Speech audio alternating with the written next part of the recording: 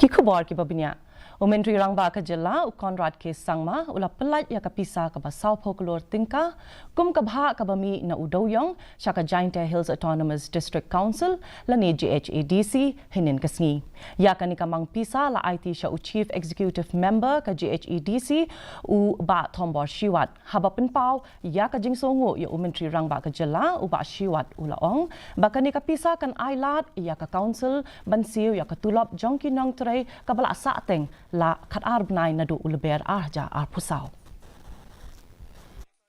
Marking the 53rd anniversary of our statehood, I'm happy that government of Meghalaya has sanctioned rupees 40 crores as an advance payment of share of royalty on the major mine minerals to the Jhadc Hills Autonomous District Council. I'm sure that these funds will help you to clear some of the backlog in terms of salaries and other expenditures. I would like to, at this moment, hand over this sanction letter to our respective CEM. Ka Sorkar jela kala sedang ya ka projek pentamai